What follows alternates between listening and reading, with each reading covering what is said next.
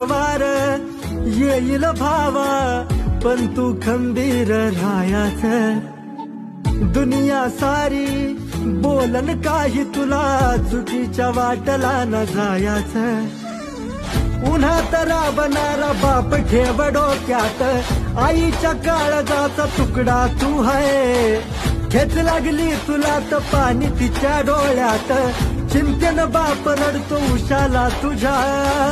जिद्द अशी तू सोडू नको रे संकटाशी दोन हात कर।